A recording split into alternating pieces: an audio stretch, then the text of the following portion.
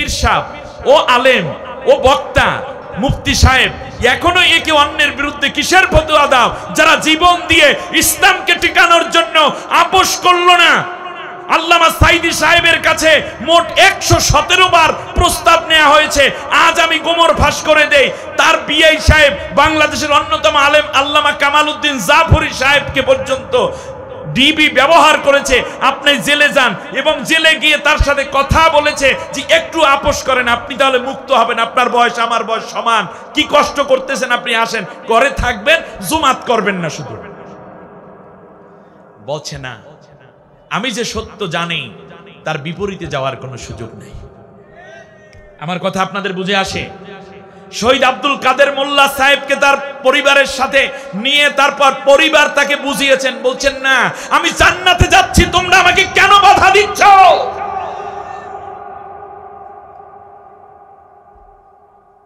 আপনি খেয়াল করুন,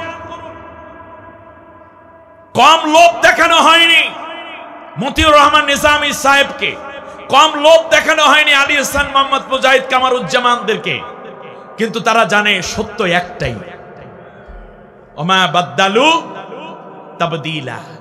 মনে হয় যেন আয়াত এখন নাজিল হচ্ছে, কিন্তু দুঃখজনক ভাবে আমার দেশের কিছু লোক অল্প কিছু লোভ লালসায় পড়ে গেল কিনা বড় ভয় হয়। এখন আজকে শহীদি কাফেলার বিরুদ্ধে ফতুয়া দেওয়া শুরু করে দিয়েছে। সতর্ক থাকতে হবে। জোরে বলেন, কি থাকতে হবে? ওই জাহাঙ্গীরনগর বিশ্ববিদ্যালয়, রাজশাহী বিশ্ববিদ্যালয়, ঢাকা বিশ্ববিদ্যালয়, চট্টগ্রাম বিশ্ববিদ্যালয়ে পীর সাহেব ও বক্তা ভালো করে বুঝেন, আমি সত্যকে বলতে কোনো রকম জালেমের সময়ও কোনো দ্বিধা করি নাই, আজকে তো করব না, অবশ্যই না। সত্য যেটা সেটা বলতেই হবে, ঠিক কিনা বলেন? আপনি পীর সাহেব হতে পারেন, আপনি বক্তা হতে পারেন, আপনি ইসলামিক স্কলার হতে পারেন, আপনার ওই ওয়াজ শুনে ইউনিভার্সিটির ছেলে মেয়েরা যে ওদেরকে ভোট দিলে এটা জায়েজ হবে না, ভোট দেওয়া ঠিক হবে না, ওদেরকে নেতা বানাইও না, আপনার এই কথা ইউনিভার্সিটির ছেলেরা নেয় নাই, মেয়েরা নেয় নাই, বরং ওই ইউনিভার্সিটিতে আপনি পড়ারও হয়তো যোগ্যতা আপনার হয় নাই, আপনি অ্যাডমিশন টেস্টে চান্স পাওয়ার যোগ্যতা আপনি দেখাতে পারেন নাই। আজকে ওই ইউনিভার্সিটির ছেলে মেয়েগুলো যারা আগামী দিনের ডিসি হবে, এসপি হবে, সচিব হবে, যারা আগামী দিনের এমপি হবে, মন্ত্রী হবে, প্রাইম মিনিস্টার হবে, তারাই হয়তোবা বড় বড় পদ দিয়ে বাংলাদেশকে পরিচালনা করবে। সেখানে সবাই মিলে ইসলামপন্থীদেরকে ভোট দিয়েছে, আপনাদের মাসআলা যেহেতু নেয় নাই ওরা, সুতরাং আগামী দিনেও এই যারা দুই একজনে খুচরা মাসআলা দিচ্ছেন, এই মাসলায় আমার দেশের তাওহীদি জনতা, আমার দেশের ছাত্র সমাজ, যুব সমাজ, জ্ঞানী সমাজ কোনোদিন কোরআন থেকে মুখ ফিরিয়ে নেবে না। আগামীর পার্লামেন্ট কোরআনের পার্লামেন্ট হওয়ার জন্য যা করা দরকার তাই তারা করবে। বঙ্গবন্ধুকে ৭৫-এ মেরেছিল একদল সৈনিকেরা, আর ২০২৪-এ মেরেছে তার মেয়ে নিজে। মরণোত্তর বিচার করেছে তার মেয়েটাকে। তার কারণ শেখ মুজিবুর রহমানকে পচানোর জন্য যা করা দরকার সব শেখ হাসিনা করেছে। জামাত ইসলামী, বিএনপি, এরপরে ছাত্র সমাজ, এরা বিচার চাইবে কি? আওয়ামী লীগ যারা করে তাদের উচিত সর্বপ্রথম আওয়ামী লীগের বিচার চাওয়া। আপনারাই দাঁড়ান দরকার। এত বড় লজ্জিত করে কোন মানুষকে যার নাম ভাঙ্গাইয়ে সমানে চাঁদাবাজি করেছে। সোনার বাংলা পাওয়া যায় না। সোনার বাংলা গড়তে হলে আগে সোনার মানুষ বানাতে হয়। সোনার মদিনা বানানোর আগে আল্লাহর নবী ওমরের মতো, আবু বকর, ওমর, উসমান, আলী, তলহা, জুবাইর, খাব্বাব, খুবাইব, বেলাল, আরাতের মতো সোনার মানুষ তৈরি করেছিলেন। সেই সোনার মানুষগুলো তৈরি করেছিলেন কি দিয়ে? জোরে বলেন। কোরআন দিয়ে। আজও সোনার বাংলা বানাতে হলে আমাদেরকে সোনার মানুষ তৈরি করতে হবে। আর সেই সোনার মানুষ যারা, তাদের হাতে রাষ্ট্রের দায়িত্ব তুলে দিলি চুরি, ডাকাতি, খুন, খারাপি, অন্যায়, অবিচার, জেনা, ব্যভিচার, ধর্ষণ, এরপরে বিদেশে অর্থ পাচার, লুটপাট, স্বজনপ্রীতি কিংবা বৈষম্য সব কিছু চুরমার করে ভেঙে দিয়ে একটি ন্যায়, ইনসাফ, আদল, অত্যাধুনিক, সর্বাধুনিক এবং মানবতার সমাজ কায়েমের মাধ্যমে আল্লাহর কোরআনের রাজ কায়েম হলেই কেবল সোনার বাংলা কায়েম সম্ভব। আর না হলে আবার চোর ফিরে আসবে, দুর্নীতি ফিরে আসবে, আবার অত্যাচার ফিরে আসবে, আবার স্বৈরশাসক ফিরে এসে আমার সোনার বাংলায় লাশের বন্যা বয়ে দিবে, আবার সেই রক্তের স্রোতধারা নতুন করে বইতে থাকবে। বিগত স্বৈরশাসকের 16টা বছর এর আগে 5 বছর, এই 16 বছরে কত বড় পরিবর্তন হয়েছে বাংলাদেশের, তা আমার দেশের অনেক নেতারাও খবর রাখে নাই। পুলিশও জানে না, র্যাবও জানে না, গোয়েন্দাও জানে না, ডিবিডিএসবিও জানে না, এমনকি আমার দেশের অনেক রাজনৈতিক নেতৃবৃন্দের খবর নাই। যদি খবর থাকতো তাহলে ডাকসু, রাকসু, চাকসু, এরপরে কি জাকসু, এরকম যত নির্বাচন হচ্ছে সব মেধাবী ছেলেরাই তো ইউনিভার্সিটিগুলোতে, এই ধরনের ইউনিভার্সিটিতে চান্স পায়, ঠিক না বলেন? ঠিক মেধাবীরা মেধাবীদেরকে ভোট দিল, তাতে দেখা গেল যে বিপুল ভোটে বিজয় লাভ করেছে তারা ইসলামের পক্ষ শক্তি যারা। অতএব এখনো যদি অন্য দল এবং মতের নেতৃবৃন্দের হুঁশ না হয় যে এই জাতি কি চায়, মুরব্বী আপনার যদি হুঁশ না হয় এই প্রজন্ম কি চায়, আমার বোন আমার মা আপনার যদি হুঁশ না হয় এই প্রজন্ম কি চায়, তাহলে আবার আমাদেরকে খেসারত দিতে হবে, ভারতের পাঁচটা গোলাম হয়ে বাস করতে হবে, অথবা বিদেশি রাজ্যের কলদ রাজ্যে পরিণত হতে হবে, আবার সেই দুর্নীতি অন্যায় অবিচারের শিকার হতে হবে। অতএব নতুন প্রজন্ম, আমার সন্তান আমার ভাইয়েরা চায় বাংলাদেশ হবে ইসলামের বাংলাদেশ। আপনারাও চান কিনা দুইটা হাত উঁচু করে আল্লাহকে দেখাবেন।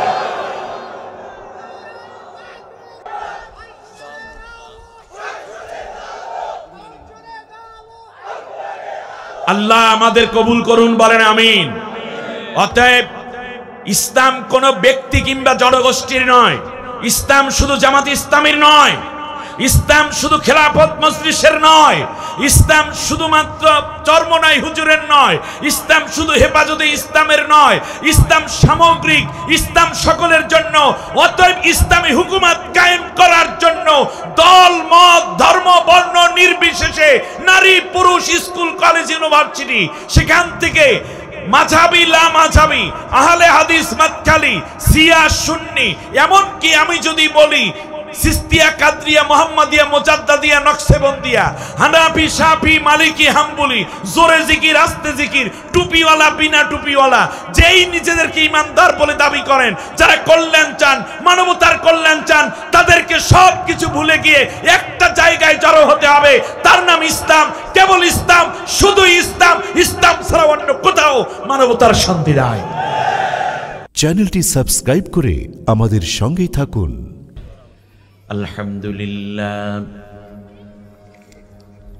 আলহামদুলিল্লাহ নাহমাদুহু ওয়া নাস্তাঈনুহু ওয়া নাস্তাগফিরুহু ওয়া নু'মিনু বিহি ওয়া নাউযু বিল্লাহি মিন শুরুরি আনফুসিনা ওয়া মিন সাইয়্যাতি আ'মালিনা। من يهد الله فلا مضل له ومن يضلل فلن تجد له وليا مرشدا.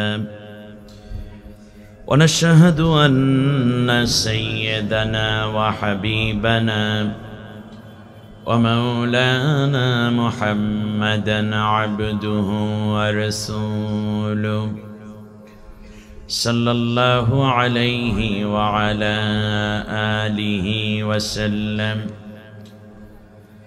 فقد قال الله تبارك وتعالى في كلامه المجيد وفرقانه الحميد: أعوذ بالله من الشيطان الرجيم. জবান খুলো, মহব্বতের সকলে আল্লাহ তাআলার কোরআন পড়ো। কোরআন নাজিলের গভীর রাত, কারণ গভীর নিশীথে কোরআন বোঝা সহজ হয়। এজন্য পৃথিবীতে যারা কোরআনের গবেষক হয়েছেন, কোরআন নিয়ে কাজ করেছেন, তারা তাহাজ্জুদ নামাজে নিয়মিত অভ্যস্ত ছিলেন।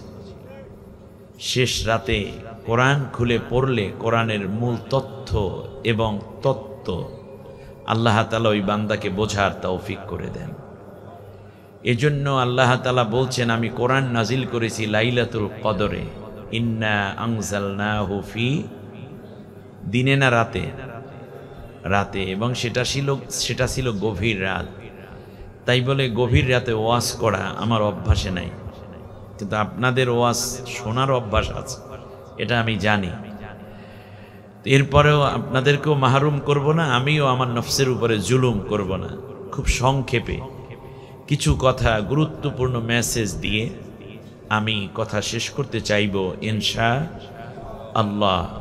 অতএব যারা ঘোরাফেরা করছেন অযথাই, আসুন না কিছু সময় আল্লাহর কোরআনের কাছে নিজেকে সোপর্দ করে দেই। কারণ আপনি যদি কোরআনের কাছে সমর্পিত হন, আপনার সম্মান ইজ্জত আল্লাহ তাআলা কমাবেন না বাড়াবেন?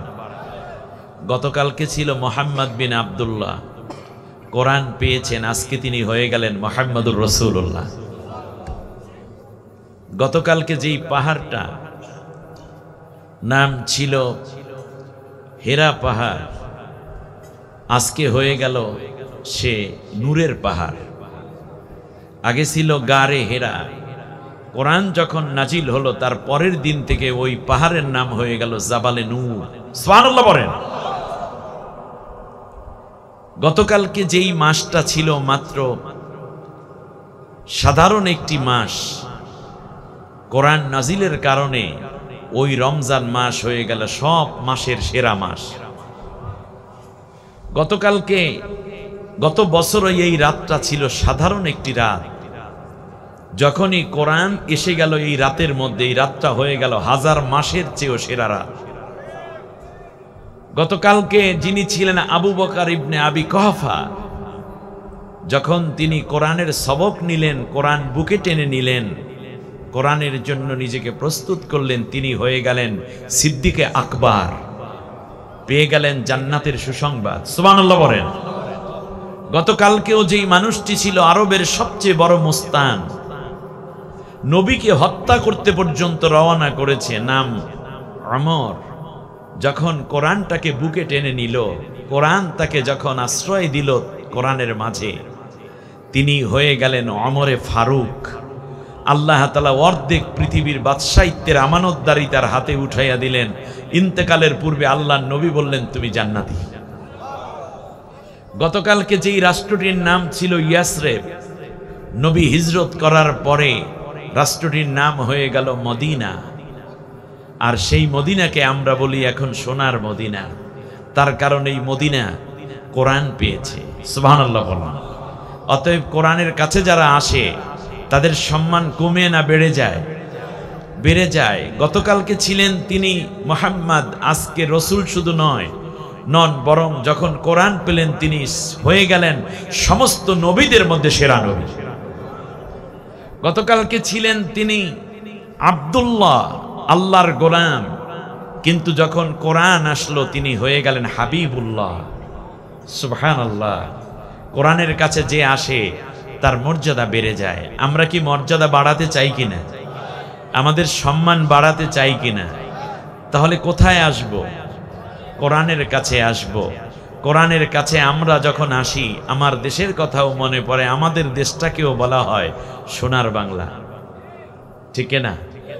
সোনার বাংলা যখন বলে তখন দুর্নীতিতেও আমার দেশ ফার্স্ট হয়ে যায়। আমার দেশ থেকে হাজার হাজার কোটি টাকা বিদেশে পাচার হয়। দিনের ভোট রাতে হয়, মরা মানুষেও ভোট দেয়। আমার দেশের মানুষ হত্যা করে ক্ষমতা লোভীরা ক্ষমতা বারবার কেড়ে নেয়।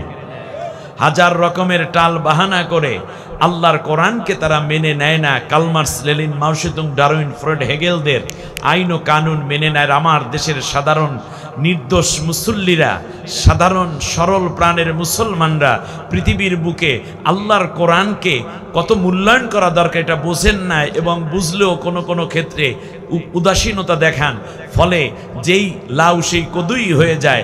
জাতির ভাগ্য শুধুমাত্র ওই নামের মধ্যে সোনার বাংলা হয়, অথচ এটা চোরের বাংলাই বারবার প্রমাণিত হয়। কারণ সোনার বাংলা গড়তে হলে প্রথমে সোনার মানুষ দরকার। শেখ মুজিবুর রহমান প্রথম ভুলটা করেছেন ওই জায়গায়, সোনার মানুষ না বানাইয়া তিনি সোনার বাংলা ঘোষণা করেছেন। এজন্য তিনি বলেছেন যে সবাই পায় তেলের খনি, স্বর্ণের খনি, আমি পেয়েছি চোরের খনি। 7 কোটি মানুষ, 8 কোটি কম্বল, আমারটা গেল কোথায়? এ কথাগুলো ঐতিহাসিক। আমার চারপাশে চাটার দল, বঙ্গবন্ধুকে ৭৫-এ মেরেছিল একদল সৈনিকেরা, আর ২০২৪-এ মেরেছে তার মেয়ে নিজে। মরণোত্তর বিচার করেছে তার মেয়েটাকে। তার কারণ শেখ মুজিবুর রহমানকে পচানোর জন্য যা করা দরকার সব শেখ হাসিনা করেছে। জামাত ইসলামী, বিএনপি, এরপরে ছাত্র সমাজ, এরা বিচার চাইবে কি? আওয়ামী লীগ যারা করে তাদের উচিত সর্বপ্রথম আওয়ামী লীগের বিচার চাওয়া। আপনারাই দাঁড়ান দরকার। এত বড় লজ্জিত করে কোনো মানুষকে যার নাম ভাঙ্গাইয়ে সমানে চাঁদাবাজি করেছে। সোনার বাংলা পাওয়া যায় না। সোনার বাংলা গড়তে হলে আগে সোনার মানুষ বানাতে হয়। সোনার মদিনা বানানোর আগে আল্লাহর নবী ওমরের মতো, আবু বকর, ওমর, উসমান, আলী, তলহা, জুবায়ের, খাব্বাব, খুবাইব, বেলাল, আরাতের মতো সোনার মানুষ তৈরি করেছিলেন। সেই সোনার মানুষগুলো তৈরি করেছিলেন কি দিয়ে? জোরে বলেন। কোরআন দিয়ে। আজও সোনার বাংলা বানাতে হলে আমাদেরকে সোনার মানুষ তৈরি করতে হবে। আর সেই সোনার মানুষ যারা, তাদের হাতে রাষ্ট্রের দায়িত্ব তুলে দিলি চুরি, ডাকাতি, খুন খারাপি, অন্যায়, অবিচার, জেনা, ব্যভিচার, ধর্ষণ, এরপরে বিদেশে অর্থ পাচার, লুটপাট, স্বজনপ্রীতি কিংবা বৈষম্য সব কিছু চুরমার করে ভেঙে দিয়ে একটি ন্যায়, ইনসাফ, আদল, অত্যাধুনিক, সর্বাধুনিক এবং মানবতার সমাজ কায়েমের মাধ্যমে আল্লাহর কোরআনের রাজ কায়েম হলেই কেবল সোনার বাংলা কায়েম সম্ভব। আর না হলে আবার চোর ফিরে আসবে, দুর্নীতি ফিরে আসবে, আবার অত্যাচার ফিরে আসবে, আবার স্বৈরশাসক ফিরে এসে আমার সোনার বাংলায় লাশের বন্যা বয়ে দিবে, আবার সেই রক্তের স্রোত দ্বারা নতুন করে বইতে থাকবে। আজ সেই সোনার মানুষের সন্ধানে প্রত্যেকের দুটি চোখ, একটি হৃদয় যেন কাজ করে। আপনার বিবেককে আপনি ফাঁকি দিতে পারবেন না।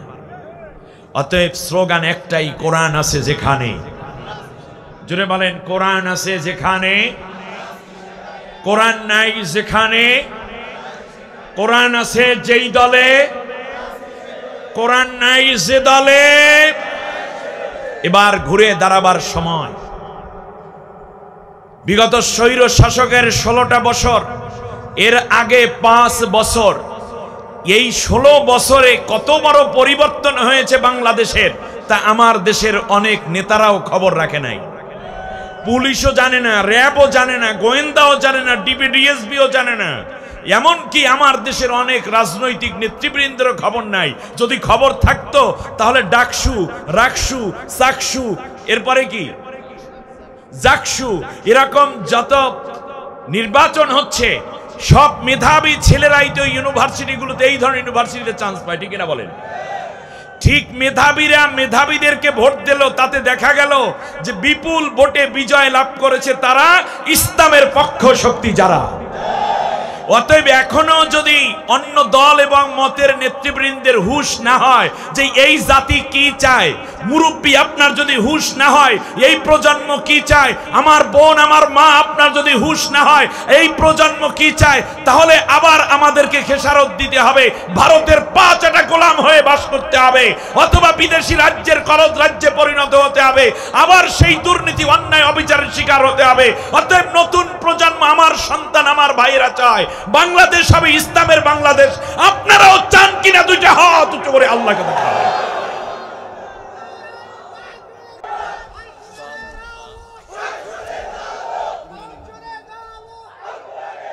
আল্লাহ আমাদের কবুল করুন, বলেন আমিন। অতএব ইসলাম কোন ব্যক্তি কিংবা জনগোষ্ঠীর নয়, ইসলাম শুধু জামাত ইসলামীর নয়, ইসলাম শুধু খেলাফত মজলিসের নয়, ইসলাম শুধুমাত্র চরমনাই হুজুরের নয়, ইসলাম শুধু হেফাজতে ইসলামের নয়, ইসলাম সামগ্রিক, ইসলাম সকলের জন্য। অতএব ইসলামী হুকুমত কায়েম করার জন্য দল, মত, ধর্ম, বর্ণ নির্বিশেষে নারী, পুরুষ, স্কুল, কলেজ, ইউনিভার্সিটি, সেখান থেকে মাঝহাবি, লা মাঝহাবি, আহলে হাদিস, মাতকালি, শিয়া, সুন্নি, এমনকি আমি যদি বলি সিস্তিয়া, কাদরিয়া, মোহাম্মদিয়া, মোজাদ্দাদিয়া, নকশবন্দিয়া, হানাফি, শাফি, মালিকি, হাম্বলি, জোরে জিকির, আস্তে জিকির, টুপিওয়ালা, বিনা টুপিওয়ালা, যেই নিজেদেরকে ইমানদার বলে দাবি করেন, যারা কল্যাণ চান, মানবতার কল্যাণ চান, তাদেরকে সব কিছু ভুলে গিয়ে একটা জায়গায় জড়ো হতে হবে, তার নাম ইসলাম। কেবল ইসলাম, শুধু ইসলাম। ইসলাম ছাড়া অন্য কোথাও মানবতার শান্তি নাই। আজ সেই মহাবাণী নিয়ে আমি আপনাদের সামনে উপস্থিত। প্রাণ ভরে আল্লাহ রাব্বুল আলামিনের কালাম তিলাওয়াত করি। সবাই রেডি তো? যে কোরআনের কাছে আসলে মানুষের ভাগ্য পরিবর্তন হয়ে যায়। গতকালকে ছিলেন উমাইয়া বিন খলফের কেনা একটা গোলাম বেলাল ইবনে রবা রাদিয়াল্লাহু তাআলা আনহু, বাবাও ছিল কেনা গোলাম। উমাইয়া বিন খলফের ব্যবসার ম্যানেজারি করে। যখন আল্লাহর নবীর কালেমার দাওয়াত পাইলেন, কোরআনের সবক নিলেন, সেই বেলাল রাদিয়াল্লাহু তাআলা আনহু হয়ে গেলেন আল্লাহর নবীর রাষ্ট্রের, মদিনার রাষ্ট্রের প্রধান কোষাধ্যক্ষ, অর্থমন্ত্রী। হযরত সুমাইয়া রাদিয়াল্লাহু আনহা গতকাল কেউ ছিলেন আবু জেহেলের দাসী। কোরআনের দাওয়াত যখন তিনি পেয়ে গেলেন, কালেমা পড়লেন, কোরআন হাতে নিজেকে উৎসর্গ করলেন। আবু জেহেল নির্যাতনে হযরত সুমাইয়া রাদিয়াল্লাহু তাআলা আনহাকে জর্জরিত করে দিল, এমনকি পুরো শরীরটাকে উলঙ্গ করে দুই হাত দুই খুঁটির সাথে বাঁধল, দুই পা দুই দিকে ছড়িয়ে বেঁধে নিল। তারপরে দূর থেকে লক্ষ্য করে, তার গুপ্তাঙ্গ লক্ষ্য করে তীর নিক্ষেপ করলো। তীরের আঘাতে হযরতে সুমাইয়া রাদিয়াল্লাহু তাআলা আনহার শরীর থেকে রক্তক্ষরণ শুরু হলো। ওই হাত পা বাঁধা অবস্থায় শহীদ হয়ে গেলেন সুমাইয়া। আল্লাহ রাব্বুল আলামিন একজন নারীর রক্ত যখন ওই মক্কার জমিনে স্পর্শ করলো, এই দৃশ্য আমার রব যখন দেখলেন, আল্লাহ রাব্বুল আলামিন তখন কোরআনের আয়াত নাজিল করলেন। আল্লাহ সুবহানাহু ওয়া তাআলা যে আয়াত সেই সময় নাজিল করেছেন, আমার আল্লাহ ডাক দিয়া কয়, সুমাইয়া রে, জীবনের সবচেয়ে মূল্যবান সময়কে তুমি আমার কোরআনের জন্য দিয়ে দিলা। তোমার ডাক আমি শুনতে পাইলাম, তুমি চিৎকার করে বললে রব্বুল আলামিন, যেই কারণে আজকে আমার জীবন চলে গেল, এই কোরআনের পতাকা উড্ডীন না করাইয়া তুমি এই মক্কা মদিনা ধ্বংস করে দিবা না। আল্লাহ রব্বুল আলামিন বললেন, সুমাইয়া রে, তোমার ওই কথাগুলো আমি আল্লাহ রব্বুল আলামিন কবুল করলাম। আল্লাহ তাআলা সুমাইয়ার ইন্তেকালের পূর্ব মুহূর্তে শহীদ হয়ে যাবেন।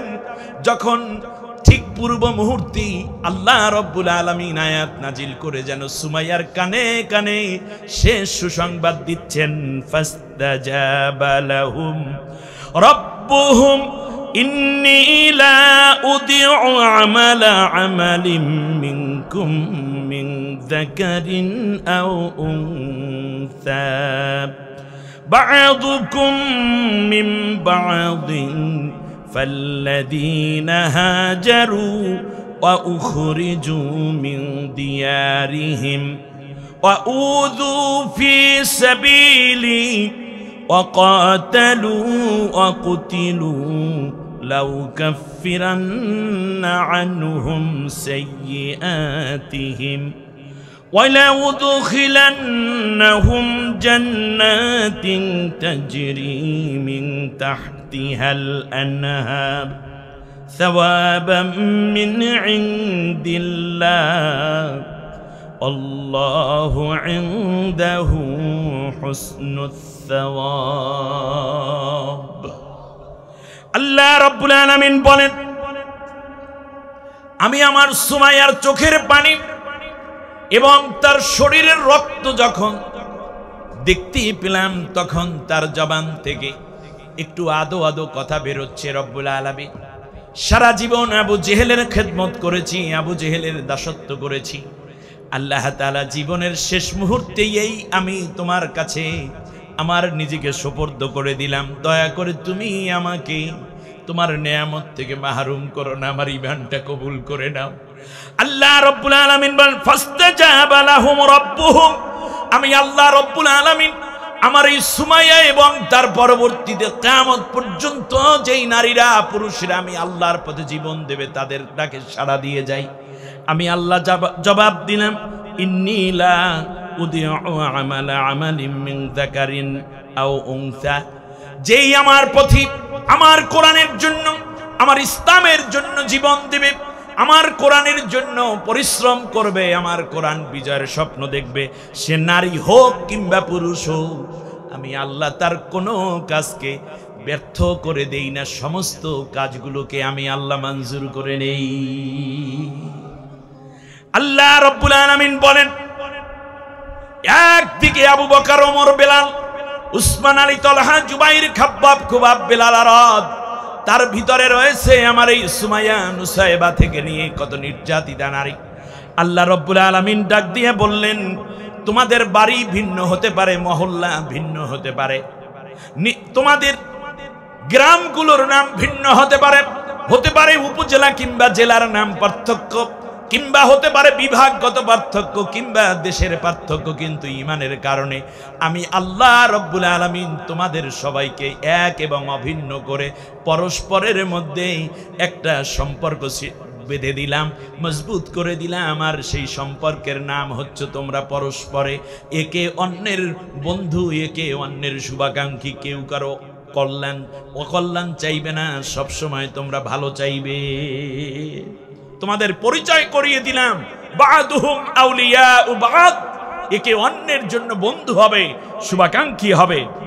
আল্লাহ রাব্বুল আলামিন এবার বললেন, শোনো, ফাল্লাযীনা হাজারু ওয়া উখরিজু মিন দিয়ারিহিম, যারা এমনি করে হিজরত করে চলে যাবে আর যারা ঘর থেকে বেরিয়ে পড়বে, আউযু ফি সাবিলি, আর আমি আল্লাহর পথে যারা কষ্ট সহ্য করবে, রক্ত দিবে, জেল খাটবে, নির্যাতন রিমান্ড সইবে, আয়না ঘরে যাইবে, ফাঁসির মঞ্চে প্রয়োজনে যাবে, প্রয়োজনে স্ত্রীর কাছেও বিরাগ হবে, ভাইয়ের বকা শুনবে, পুলিশের গালি শুনবে, টিভির কখনো লাথি খাইবে, এরকম কত কষ্ট কত নির্যাতন যারা সহ্য করবে, ওয়াকাতালু ওয়াকুতিলু, যারা আমি আল্লাহর পথে লড়াই করবে, সংগ্রাম করবে, আর যারা আমি আল্লাহ রাব্বুল আলামিনের পথে সংগ্রাম করবে এবং সংগ্রামের শিকার হয়ে তারা হয়তো হত্যা করবে, না হয় অন্যকে হত্যা করবে, যারা ইসলামকে শেষ করে দিতে চায়, এই লড়াই করবে, যুদ্ধ করবে কিংবা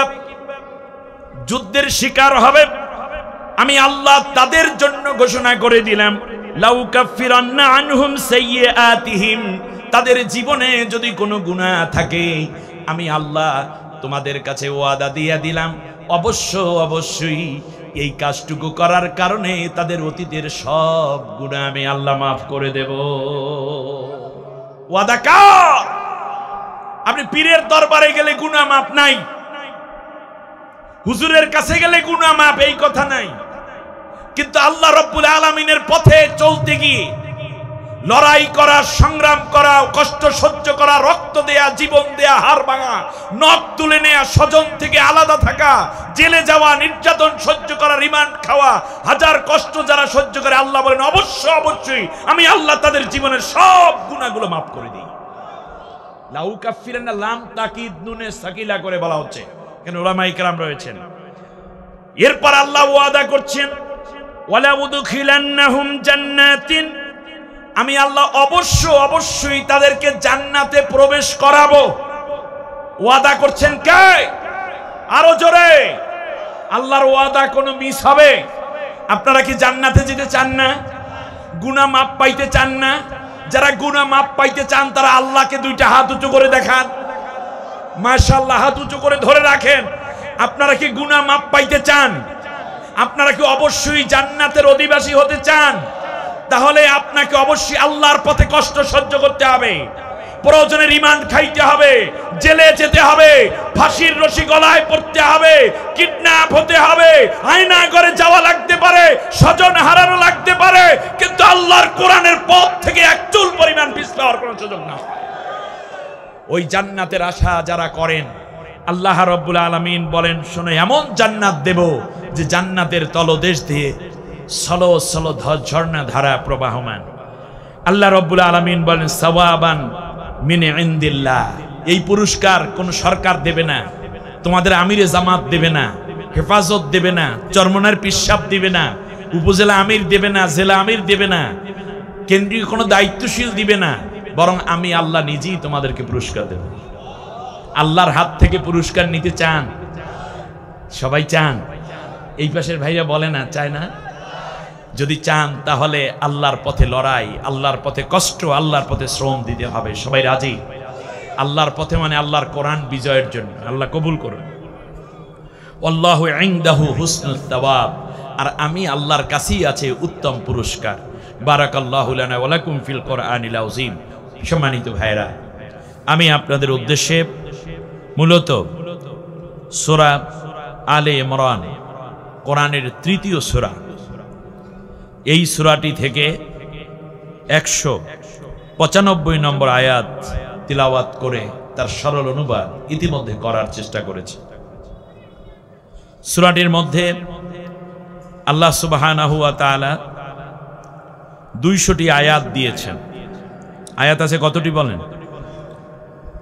রুকু আছে 20টি। মদিনায় অবতীর্ণ এই সূরা, কোন কোন মুফাসসিরিন ইকরাম বলেছেন শাহাদাতের নজরানা পেশ করার সময় এই সূরা নাজিল করা হয়েছে, বিশেষ করে মহিলাগণ যখন দ্বীনের পথে দলে দলে আসা শুরু হলো, যখন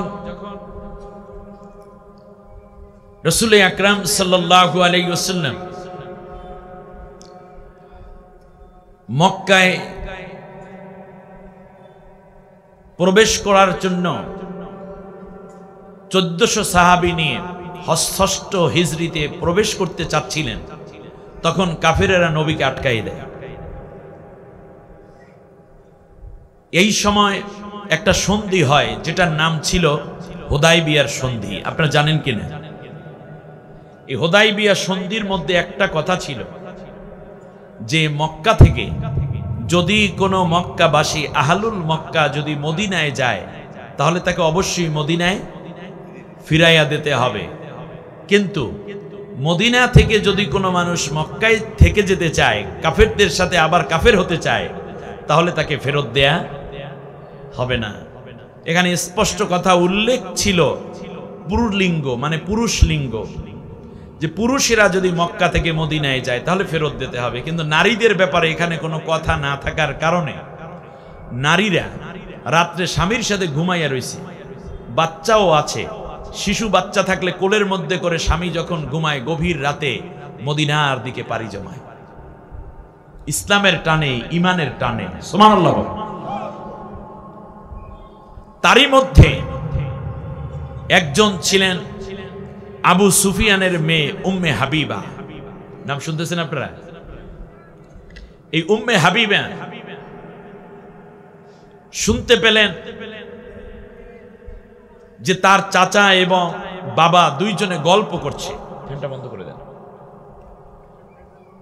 গল্পের এক পর্যায়ে চাচা বলতেছে যে তাওরাত ইনজিল যা পড়েছি তাতে যেই নবীর কথা বলা আছে ঠিক হুবহু মুহাম্মদ সেই নবী। একথা শোনার সাথে সাথে উম্মে হাবিবা ঘরের মধ্যে যখন এই কথা শুনতে পেল, সে বুঝতে পারল যে ইসলাম সত্য, মুহাম্মদ সত্য, অতএব আমার থাকার কোনো দরকার নাই। আস্তে করে সে বাবা এবং চাচার কথার ফাঁকি সে বেরিয়ে পড়ল। আপনারা শুনতেছেন না মনে হয়? বেরিয়ে পড়ল। পেছনেই ছিল ঘোড়া বান্ধা, যেহেতু সে একজন সেনাপতির মেয়ে, যথেষ্ট যোগ্যতাও তার ছিল, সে নিজেও যোদ্ধা ছিল। এক পর্যায়ে সে ঘোড়ার পিঠে সওয়ার হয়ে জোরে চাবুক মারলো, ঘোড়া এক দৌড়ে 3 দিন বসে চলে গেল, মদিনায় পৌঁছে গেল। সুবহানাল্লাহ। মদিনায় পৌঁছে যাওয়ার সাথে সাথে রাসূল সাল্লাল্লাহু আলাইহি ইসলামের দরবারে হাজির হয়ে গেলেন উম্মে হাবিবা। উম্মে হাবিবা এসে নবীকে সালাম দিয়ে বলল, আমি আপনার চাচাতো বোন আবু সুফিয়ানের মেয়ে। বললেন, তুমি চলে এসছো? বলল, হ্যাঁ। সত্য জানার পরে এক বিন্দু সময় নেওয়া কোনো মানুষের আকল নয়। একজন নারী যুবতী, বিয়ে হয়নি এখন, শুনুন, বিশ্বনবী বললেন তাহলে আমি তোমার জন্য কি করব? বলেন প্রথমে আমাকে কালেমা পড়াইয়া মুসলমান বানাই দেন। উম্মে হাবিবা মুসলমান হলেন। মুসলিম হওয়ার পরে আল্লাহর নবী মসজিদে নববীতে উম্মে হাবিবাকে একটু আড়াল করে নবীজি বললেন, এক বীরের সন্তানকে বিয়ে করবে কে? সাহাবীগণ উপস্থিত, কেউ সাহস করলেন না। সর্বশেষে আল্লাহর নবী নিজেই সেই সময় 70,000 দিনার মোহরানা নির্ধারণ করে উম্মে হাবিবাকে বিবাহ করলেন। এবার শুনুন, 3 বছর হয়ে গেছে। 3 বছর পরে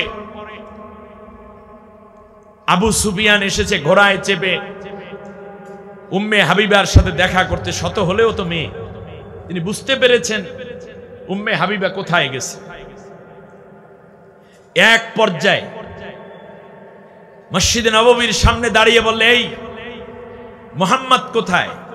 রাসূল সাল্লাল্লাহু আলাইহি ওয়াসাল্লামের সাথে শুধু মুহাম্মদ ব্যবহার করায় সাহাবীগণ রুষ্ট, কিন্তু কেউ কিছু বলছেন না। তার কারণ জানেন আবু সুফিয়ান কি জিনিস। সম্মানিত বন্ধুগণ, একটা পর্যায়ে জিজ্ঞেস করলো যে উম্মে হাবিবার ঘর কোনটা? চারপাশে তো সবগুলো খেজুর পাতার ঘর, আমার মেয়েটাকে কি জানি কষ্ট দিচ্ছে মুহাম্মদ। ইতিমধ্যে সে জানে যে মুহাম্মাদের সাথে তার মেয়ের বিয়েও হয়েছে। এক পর্যায়ে উম্মে হাবিবা বলে ডাক দিলেন যেখানে উম্মে হাবিবার ঘর। নবীর প্রত্যেক স্ত্রীর জন্য আলাদা আলাদা ঘর। ডাক দিল উম্মে হাবিবা। উম্মে হাবিবা ঘরের ভিতর থেকে বললেন, কে গো? আমার আব্বার কণ্ঠের মতো আমি আওয়াজ পাচ্ছি। একটু বাহির পাশে এসে দেখলেন বাবা নিজেই হাজির হয়ে গেছে। ঘরের মধ্যে মেয়ে ডাকে না, কিন্তু উম্মে হাবিবার ঘরের মধ্যে বাবা ঢুকে পড়বেন। পিতৃ মমতা তো তিনি নষ্ট করতে পারেন নাই, সন্তানের প্রতি মায়া ঘরের ভিতর ঢুকে পড়েছেন। উম্মে হাবিবার ঘরের মধ্যে বালুর উপরে বিছানো। নবীর যেই ঘরটা ছিল সেই ঘরের উপরে মেঝের মধ্যে একটা মাত্র বিছানা, একটা মাত্র বালিশ, কর্নারে একটা মাত্র কলসি, একটা গ্লাস, একটা প্লেট। উম্মে হাবিবা বিছনার চাদরটা বিছিয়ে রেখেছেন। আবু সুফিয়ান লক্ষ্য করে দেখল মেয়ে কিছুটা লজ্জিত হয়ে আছে, কিংবা অন্য কিছু, মনটা একটু বিষণ্ণ। আবু সুফিয়ান ফাঁকে একটা ডোজ দিয়ে বলল, এই রকম ভিক্ষুক জীবন, দারিদ্র জীবন তোমার, আমার তো লজ্জা লাগে, কি দরকার আছে মুহাম্মাদের সাথে থাকার? উম্মে হাবিবা কোনো জবাব দেন না। হঠাৎ করেই আবু সুফিয়ান এই বিছানাটার উপরে সে একটু বসতে চাইল। দাঁড়ানো মানুষ চেয়ারে বসার আগেও একটা ভঙ্গি করে, চেয়ারটাকে একটু টান দিয়ে তারপরে বসে। দাঁড়ানো মানুষ আরবের সবচেয়ে বড় একজন যোদ্ধা, লিডার এবং রাজনীতিবিদ, যার কারণে উহুদের ময়দানে সাহাবীদের বড় খেসারত দিতে হয়েছিল।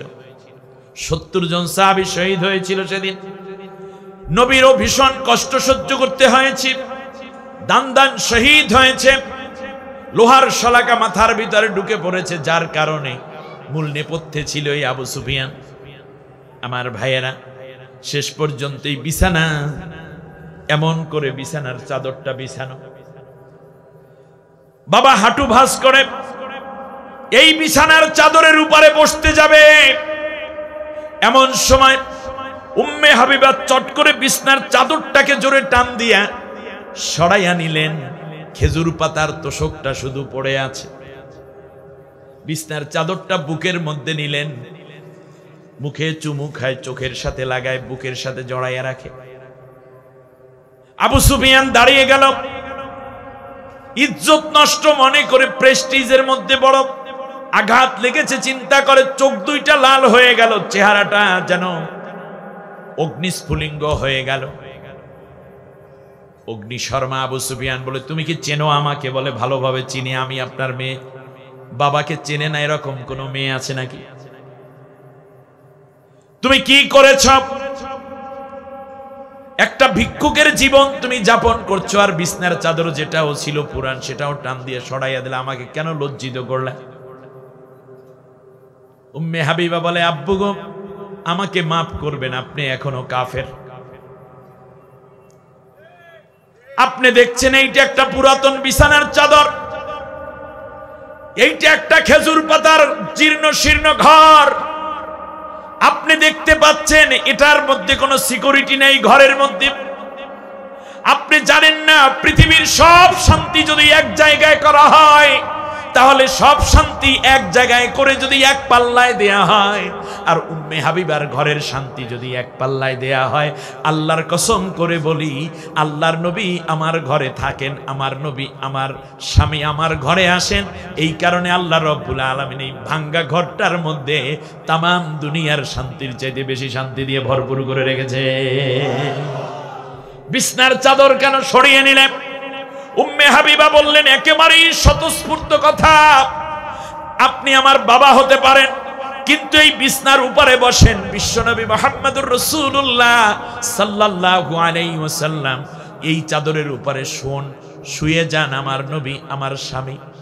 বিশ্বনবী মুহাম্মদুর রাসূলুল্লাহর দেহ মোবারক যেই বিছনার চাদরের মধ্যে স্পর্শ করে, আপনি আমার বাবা হন আর যাই হন, ঈমান আনা ব্যতীত কোনো কাফেরের দেহ কাফেরের শরীর আমি আল্লাহর নবীর লাগা শরীরের বিছনার চাদরের সাথে লাগতে দিতে পারি না। সুবহানাল্লাহ, আল্লাহু আকবার। ঈমান। আল্লাহ রাব্বুল আলামিন আয়াত নাজিল করে দিলেন, নারী হওয়ার পুরুষ হও, যদি ঈমানের পক্ষে থাকো, তাহলে সুমাইয়াকে যেমন আমি জান্নাতের সুসংবাদ দিয়েছিলাম, জান্নাতুন আররাফা লাহুম, জান্নাত যাদের শহীদ হয়ে যায়, ইন্তেকালের আগে শহীদ হওয়ার আগেই জান্নাতটা তাদের চোখের সামনে আমি দেখাইয়া দেই। আল্লাহ রাব্বুল আলামিন একই কথা বলেছেন সূরা তাহরিমের মধ্যে গিয়ে। আল্লাহ রাব্বুল আলামিন বললেন, শোনো দুনিয়ার মানুষেরা, পৃথিবীতে যদি ঈমান শিখতে চাও, তাহলে একজন জ্বলন্ত বিশ্বের সবচেয়ে বড় স্বৈর শাসক কাফেরের স্ত্রীর ঈমান দেখে তোমরা ঈমান শিখে নিও। সুবহানাল্লাহ। দরাবাল্লাহু মাতালাল লিল্লাযীনা আমানু মুরাআতা ফিরআউন। আল্লাহ রাব্বুল আলামিন বলেন, ওই ঈমানদারেরা রে, নারী হও কিংবা পুরুষ হও, যদি ঈমান শিখতে চাও, তাহলে তোমরা আসিয়ার ঈমানের দিকে তাকাইয়া দেখো। কার স্ত্রী? ফিরআউনের স্ত্রী হওয়ার পরেও আসিয়া যাবে কোথায়? জাহান্নামে না জান্নাতে? তাহলে আমার বোন, আমার মা, আমার চাচি, আমার খালা, আমার মেয়ে, আমার ফুফি, আমার এলাকাবাসী, আমার মুসলিমা মা এবং বোনেরা ইউনিভার্সিটিতে পড়েন, কলেজে পড়েন, বুয়েটে পড়েন, মেডিকেলে পড়েন, ডিসি হন, এসপি হন, পুলিশ হন, র্যাব হন, গোয়েন্দা হন, সেনা হন, এত কিছু দরকার নাই। আপনি যদি ঈমানদার হন, নারী কিংবা পুরুষ, তাহলে একটু চিন্তা করুন, ফিরআউনের স্ত্রী হওয়ার পরেও কেবলমাত্র ঈমান থাকার কারণে সে জান্নাতে যাবে।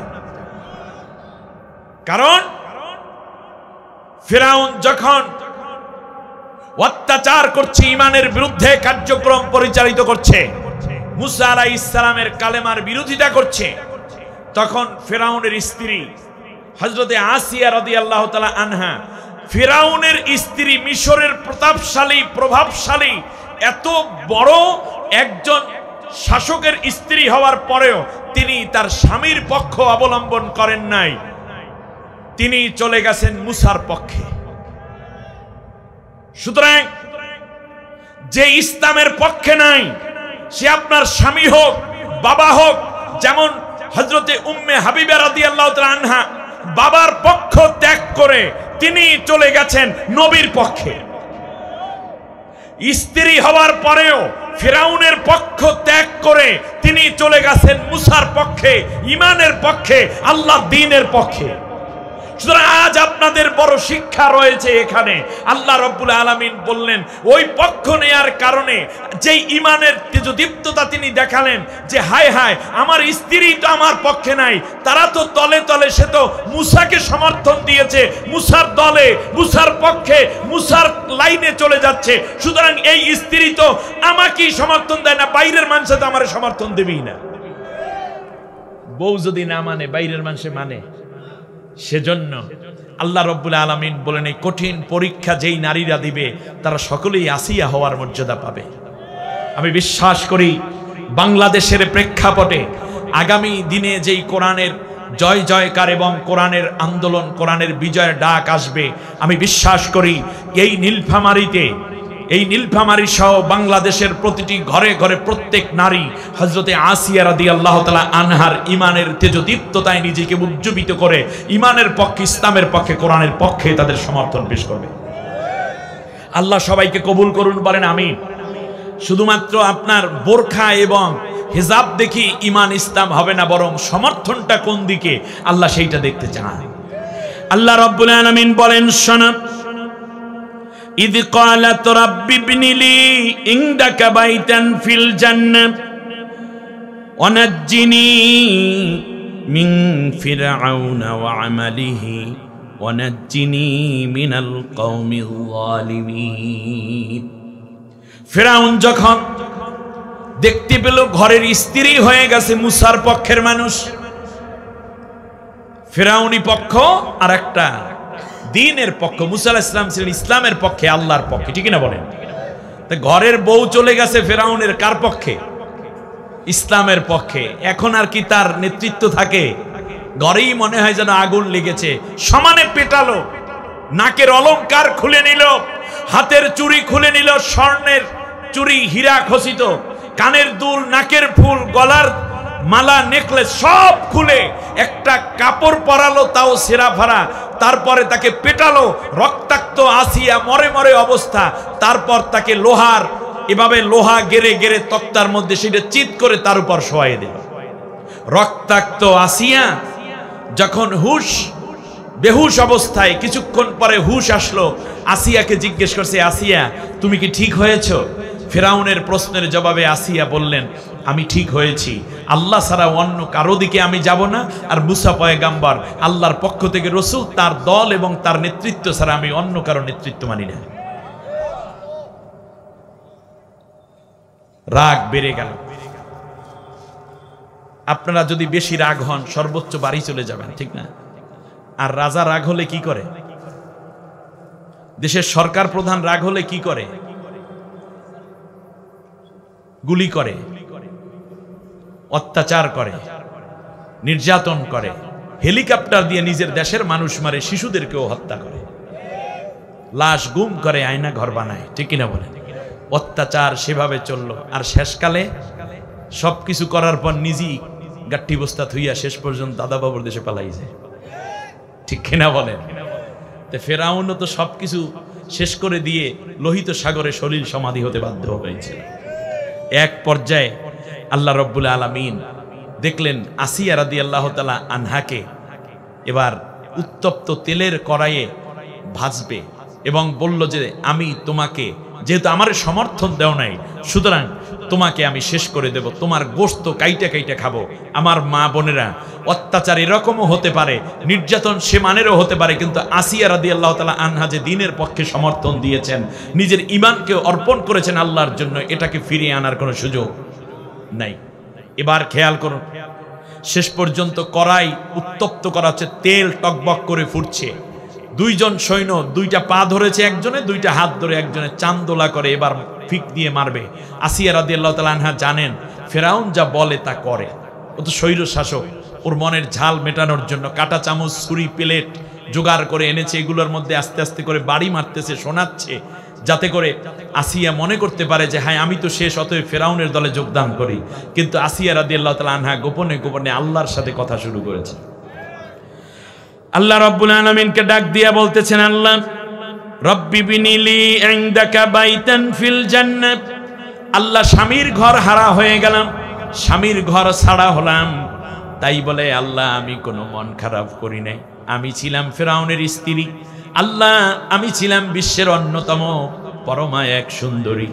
রব্বুল আলামিন আজকে এখন আমার দেহটা ফ্রাই করা হবে, ভাজি করা হবে, আমার নারী বুড়িগুলো গলে যাবে, গোশতগুলো ভাজি হয়ে যাবে, হাড়গুলো নরম হয়ে যাবে, তারপর ফেরাউন তার সৈন্যবাহিনী নিয়ে আমাকে কামড়ে কামড়ে খাবে। আমি জানি রব্বুল আলামিন তোমার পক্ষে, মুসার পক্ষে সমর্থন দেওয়ার কারণে আজকে আমি যে চলে যাই, তুমি দয়া করে আমাকে জান্নাত দেবা, এটা আমি জানি। কারণ এই ধরনের ত্যাগ যারা করে দিনের জন্য, ইসলামের জন্য, তুমি তাদের গুনাহ মাফ করে জান্নাতি বানাও, এটা তোমার ওয়াদা। কিন্তু যে কোনো জান্নাত নয়, আল্লাহ গো তোমার আরশের কিনার দিয়ে আমার একটা জান্নাত বানাইয়া দিও। আল্লাহ তাআলা, আমি তো পৃথিবীতে স্বামীর সাথে আর কথা বলার সুযোগ হলো না, অনন্তকাল যেন আমি ওই জান্নাতে বসে বসে তোমার সাথে কথা বলতে পারি। আল্লাহ অনেক দূরে আমার জান্নাত বানাইবে না, আমাকে তোমার ঘরের কিনার দিয়ে আমাকে জান্নাত বানাইয়া দিও। আল্লাহ রাব্বুল আলামিন জিবরিলকে ডাক দিয়ে কয়, জিবরাইল তাড়াতাড়ি যা, ওই উত্তপ্ত কড়াইয়ের মধ্যে আমার আসিয়াকে ফেলে দেওয়ার আগে দুইটা হাত তেলের উপরে পেতে ধর, আমার আসিয়ার যেন একটা পশমও পুড়ে না যায়, এক ফোঁটা তেল যেন আমার আসিয়ার শরীরে স্পর্শ করতে না পারে। জিবরিল আলাইহিস সালাম বলেন, আমাকে আল্লাহ 500টা নূরের ডানা দিয়েছেন, দুইটা ডানায় যদি আমি ভর করি, চোখের পলকে মাশরিক থেকে মাগরিব পর্যন্ত চলে যাই, আমার আল্লাহর হুকুম পাওয়ার সাথে সাথে 500টা ডানায় একসাথে আমি ভর করলাম নূরের ডানায়, আমি আল্লাহ রব্বুল আলামিনের হুকুমে ওই আসিয়া রাদিয়াল্লাহু তাআলা আনহাকে তেলের মধ্যে ফেলে দেওয়ার আগেই আমার দুইটা হাত চলে গেল ফেরাউনের তেলের উপরে। সরাসরি আসিয়া রাদিয়াল্লাহু তাআলা আনহাকে আমি জান্নাতে নিয়ে আসলাম। আল্লাহ রব্বুল আলামিন বললেন, শোনো দুনিয়ার মানুষ, এটাই শেষ কথা নয়, বরং ওই সময় আসিয়া আমার মুসাকে সমর্থন দিল, মুসাকে ভোট দিল, মুসার পক্ষ অবলম্বন করলো, আমি আল্লাহর বান্দি হওয়ার জন্য স্বীকৃতি দিল। ফেরাউনের স্ত্রী হওয়ার পরেও পৃথিবীর সমস্ত নারীদেরকে আমি বুঝাইয়া দিলাম, পুরুষদেরকে বুঝাইয়া দিলাম, এই রকম বিপদ, এই রকম পরিবেশ যখন আসবে, একদিকে আল্লাহর দিন বিজয়ের ডাক, আর একদিকে আসতে থাকবে মানব রচিত কুফরি মতবাদের ডাক। সেই মুহূর্তে বাবা কিংবা চাচা, খালু কিংবা নানা, স্বামী নাকি স্ত্রী, ওই দিকে খেয়ালের দরকার নাই, তোমরা সরাসরি ইমানের পরীক্ষা দেওয়ার জন্য কোরআনের দিকে বিজয় দিবা। আপনারা কি রাজি আছেন? সেই ইমানের পরীক্ষায় পাশ করতে সবাই রাজি? আল্লাহ কবুল করুন, বলেন আমিন। অপরদিকে আল্লাহ রাব্বুল আলামিন বলছেন, শোনো, দরাবাল্লাহু মাতালাল লিল্লাযীনা কাফারু মুরাআতা নূহিন وامرأة لوط كانتا تحت عبدين من عبادنا صالحين। অপরদিকে দুই নবীর স্ত্রী, একজন লূত পয়গম্বরের স্ত্রী ওয়াগেলা নাম, আর হযরতে নূহ আলাইহিস সালামের স্ত্রী, নূহ আলাইহিস সালামের স্ত্রী ওয়াগেলা আর লূত আলাইহিস সালামের স্ত্রী ওয়ালেহা, তারা দুইজন ছিল নবীর স্ত্রী, কিন্তু নবীর স্ত্রী হওয়ার পরেও তারা যাবে জাহান্নামে। তার কারণ তারা নবীকে সমর্থন দেয় নাই, আল্লাহর দ্বীন বিজয়ের জন্য সমর্থন দেন নাই। যার কারণে আল্লাহ তাআলা বলছেন, খানাতাহুমা, তারা মূলত আমানতের খেয়ানত করেছে। এই সমর্থন দেয়া ছিল আমানত, তারা আমানতের খেয়ানত করেছে। আর আল্লাহ বলছে, ইয়া ইন্নাল্লাহা ইয়ামুরুকুম আন তুআদ্দুল আমানাতি ইলা আহলিহা, তুই আমার বান্দা, আমার কোরআনের জন্য, আমার দ্বীন বিজয়ের জন্য তুই তোর সমর্থন দিবি, অন্য কোনো দিকে যাবি না। অতএব আমরা গোলাম কার? অতএব বিজয় আসবে আল্লাহর কোরআনের, এই পক্ষেই আমাদের থাকতে হবে, ঠিক না বলেন? সম্মানিত ভাইয়েরা, আল্লাহ রাব্বুল আলামিন এই জায়গাটায় সেই কথাই বলতেছেন। মাসলুমরা যখন ডাক দিয়ে বলল, রব্বানা ইন্নানা সামি'না মুনাদিয়ান ইউনাদি লিল ঈমানি আন আমিনু বিরাব্বিকুম ফাআমান্না রব্বানা ইগফির লানা যুনুবানা ওয়া কাফির আন্না সাইয়্যাতিনা وتوفنا مع الأبرار। الله أكبر। আল্লাহ রাব্বুল আলামিন বলেন, নির্যাতন সইল, অত্যাচার সইল, কত কষ্ট তারা ইসলামের জন্য সহ্য করলো। এক পর্যায়ে ডাক দিয়া কয় রব্বুল আলামিন, আমাদের মধ্য থেকে একজনে ডাক দিয়া বলল, আসো আমরা সবাই আল্লাহর দ্বীনের পথে চলি। সুবহানাল্লাহ। রব্বানা ইন্নানা সামি'না মুনাদিয়ান ইউনাদি লিল ঈমান, ঈমানের জন্য ডাক শুনলাম। আন আমিনু বিরাব্বিকুম, যে তোমরা তোমার রব আইনদাতা, বিধানদাতা, হুকুমদাতা আল্লাহর দিকে ঈমান আনো। ফা আমান্না, এ কথা শুনি আমরা তার সংগঠনে সংঘবদ্ধ হলাম, তাদের সাথে ঐক্যবদ্ধ হলাম। নারায়ে তাকবীর স্লোগানে আল্লাহু আকবার বললাম। আমার নেতা, তোমার নেতা বিশ্বনবী মুহাম্মদ, এই কথাই আমরা স্বীকৃতি দিলাম। আল্লাহর আইন চাই, আল্লাহর ছাড়া অন্য কারো আইন মানি না। এই কথাগুলো যখন আমরা শুনলাম, সব কিছু আমরা মেনে নিলাম। আমরা নামাজি হয়ে উঠলাম, রোজাদার হয়ে উঠলাম। আমরা সংসদে যাই কিন্তু আমরা দুর্নীতি করি না। আমরা এমপি হই, মন্ত্রী হই, কিন্তু জনগণের টাকা আত্মসাৎ করি না। আল্লাহু আকবার বলেন। আল্লাহ তাআলা এই ডাক যখন আসলো তখন আমরা শুনলাম এবং আমরা সাড়া দিলাম। সুতরাং আল্লাহ, এই যে তোমার পথে আমরা আসলাম, কোরআনের পথে, ইসলামের পথে, এই কারণে তুমি আমাদের গুনাহগুলো মাফ করে দাও। তাহলে মাফ চাওয়ার ওসিলা আল্লাহর দ্বীন প্রতিষ্ঠার আন্দোলনে শামিল হও, ঠিক না বলেন?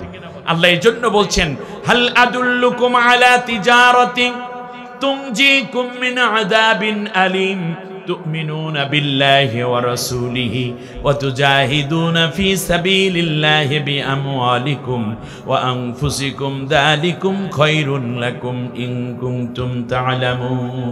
হে ঈমানদারেরা, আমি কি তোমাদেরকে এমন এক ব্যবসার কথা শিক্ষা দেব, যেই ব্যবসা করলে আমি আল্লাহ তাআলা গুনাহ মাফ করে তোমাদেরকে জান্নাতি বানিয়ে দেব? সে ব্যবসা হচ্ছে আল্লাহর উপর ঈমান আনো, নবীর প্রতি আনুগত্য স্বীকার করো, আর তোমরা তোমাদের জান আর মাল দিয়ে আল্লাহর পথে জিহাদ করো। জিহাদ জান দিয়ে হয়, মাল দিয়ে হয়, হাত দিয়ে হয়, জবান দিয়ে হয়, পা দিয়ে হয়। সামনে এক বড় রকমের পরীক্ষা আসতেছে। একদিকে আল্লাহর কোরআন বিজয়ের ডাক, আর একদিকে আল্লাহর কোরআনের বিজয় হবে না। আমি বিশ্বাস করি ওই রকম পরীক্ষায় যখন আমরা আসব, তখন কোরআন যেন বিজয় হয়, আমরা সেই দিকে নিজেদেরকে অর্পণ করব। আল্লাহ আমাদের কবুল করে নিন। আল্লাহ রাব্বুল আলামিন বলেন, ফাস্তাজাবা লাহু রাব্বুহুম, আমি আল্লাহ তাদের ডাকে সাড়া দিলাম। সুবহানাল্লাহ। আল্লাহ রাব্বুল আলামিন বলেন, শুধু ডাকে সাড়া দেই না, বরং আমি আল্লাহ রাব্বুল আলামিনের কিছু দায়িত্ব হয়ে যায়। আমি আল্লাহ রাব্বুল আলামিনের দায়িত্ব হয়ে যায়। অনুরিদু আন্নামুন্না আলাল্লাযীনা ইসতুদঈফু ফিল আরদি ওয়া নাজআলাহুম আইম্মাতাও ওয়া নাজআলাহুমুল ওয়ারিসিনা ওয়া নুমাক্কিনা লাহুম ফিল আরদ। সুবহানাল্লাহ।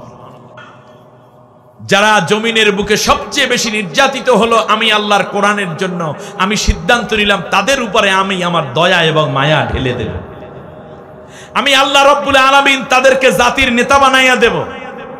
আমি আল্লাহ রাব্বুল আলামিন তাদেরকে শক্তিশালী করব।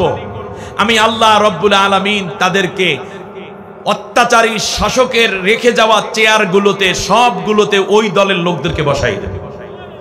ওয়াদা কার? আল্লাহ যেটা চান আপনারা সেটা চান না? আল্লাহ চান ওই দুর্বলদেরকে বসাইয়া দেবে, নির্যাতিতদেরকে। আপনারা কি সেই নির্যাতিতদেরকে বিজয় দিয়ে তাদেরকে এই সুযোগ করে দিবেন না? আমরা সবাই দেব ইনশাআল্লাহ। পড়ি। সম্মানিত ভাইরা, আল্লাহ রাব্বুল আলামিন বলছেন, শোনো, আরো কথা আছে।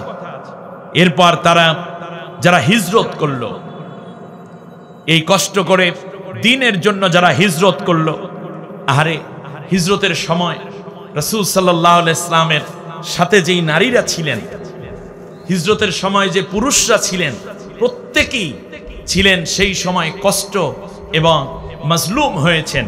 সেই মাজলুম অবস্থায় তারা হিজরত করেছেন। নিজের ধন সম্পদ, নিজের বাড়ি, নিজের উট, দুম্বা, বকরি, ভেড়া, খেজুর বাগান, ব্যবসা বাণিজ্য সব রেখে তারা হিজরত করেছেন, ঠিক না বলেন? ওয়াহাজারু, হিজরত করেছে। হিজরত করার সময় রাসূল সাল্লাল্লাহু আলাইহি ইসলামের একজন মা বলে নবী যাকে ডাকতেন, নাম ছিল উম্মে আইমান। সুবহানাল্লাহ বলেন। এই উম্মে আইমান যখন ক্লান্ত, রাসূল সাল্লাল্লাহু আলাইহি ইসলাম তখন তার হাতের রুমাল মোবারক দিয়ে উম্মে আইমানের মুখের ধুলা এবং ঘাম মুছে পরিষ্কার করে দিয়ে বলছেন, মাগো, জান্নাতের মধ্যে কোনো ক্লান্তি থাকবে না। আল্লাহ তোমার ব্যাপারেও কথা বলেছেন, নারীদের ব্যাপারে কথা বলেছেন, যেই নারীরা হিজরত করে আমি আল্লাহর পথে যারা কষ্ট স্বীকার করে তাদেরকে আল্লাহ রাব্বুল আলামিন অবশ্যই গুনাহ মাফ করে জান্নাতের মালিক বানাই দিবেন। সুবহানাল্লাহ। সম্মানিত ভাইরা, ইতিহাসের ধারাবাহিকতায় আজ আমি আপনাদের সামনে গুরুত্বপূর্ণ একটা কথা কোট করতে চাই। সেটা হচ্ছে, আপনি খেয়াল করে দেখুন, যখন ফিলিস্তিনে ইহুদিরা হামলা করে একদল স্বাধীনতাকামী যোদ্ধাদেরকে নিয়ে গেলেন, তার মধ্যে আবু বকর নামের একজন ছিলেন। আপনারা শুনতেছেন আমার কথা? আমৃত্যু কারাদণ্ড দিল ইসরায়েলের ইহুদি দালাল কোর্ট। জেলের মধ্যে দীর্ঘ 23 বছর হয়ে গেছে। জীবন ওখানেই শেষ হবে, মৃত্যু লাশটা বের হবে, যেমন হুকুম করেছিল আল্লামা সাইদি সাহেবের বিরুদ্ধে জালেম সরকার। ঠিক না বলেন? ঠিক একই কায়দায় বলেছে আমৃত্যু কারাদণ্ড। সেই আমৃত্যু কারাদণ্ড একটা পর্যায়ে হামাস যখন ইহুদিদেরকে বন্দী করে নিয়ে আসতে পারলো, আজ থেকে নিয়ে 5-6 দিন আগে, যখন যুদ্ধ বিনিময় চুক্তির আলোকে, বিরতির আলোকে, যুদ্ধ বিরতির আলোকে যখন বন্দি বিনিময় হচ্ছিল, তার মধ্যে আবু বকরও ছিলেন। জেলে রইল কয় বছর? 23 বছর।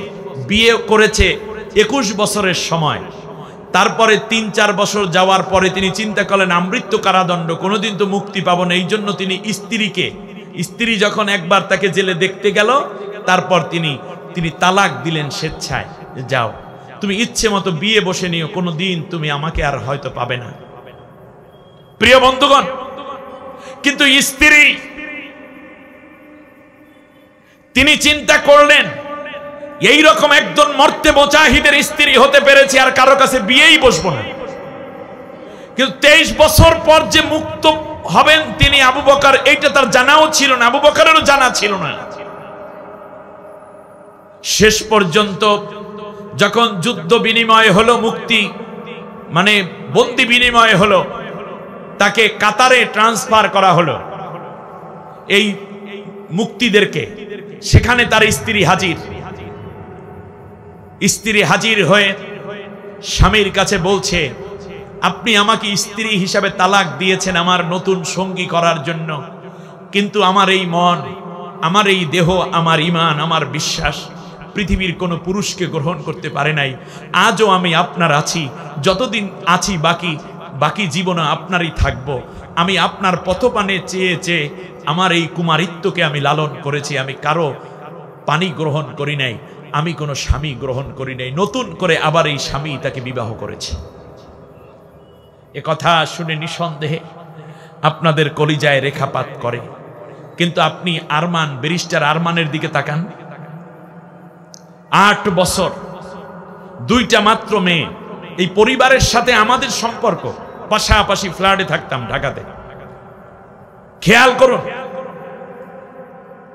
এই স্ত্রীর কাছে বারবার প্রস্তাব দেয়া হয়েছিল। মজার ব্যাপার হচ্ছে, এই মেয়েটা হচ্ছে আমাদের আল্লামা তারিক মনোয়ার ভাইয়ের বোনের মেয়ে, অ্যাটলিস্ট ভাগ্নি। বুঝতে পেরেছেন আপনারা? শহীদ জায়েদের বোন। বিয়ে করেছেন শহীদ মীর কাসিম আলী ভাইয়ের ছেলে ব্যারিস্টার আরমান। বাবা বলেছিলেন আমার ফাঁসি হয় হোক, আমার ছেলে আমার জানাজা পড়বে। একদিন আগে ছেলেকেও কিডন্যাপ করা হয়েছে। বাবার ফাঁসি একদিন আগে একমাত্র ছেলেকে যখন কিডন্যাপ করে নিয়ে যাওয়া হয়, বাবা জেলের মধ্যে। অত্যাচার কাকে বলে আরো কি বোঝার দরকার আছে? এবার বুঝুন, শেষ পর্যন্ত এই মেয়ে কোনোদিন যে তার স্বামী ফিরে আসবে এটা তো জানাই নেই। তার কারণ তিনি কোথায় আছে, কিভাবে আছে তা কেউ জানে না।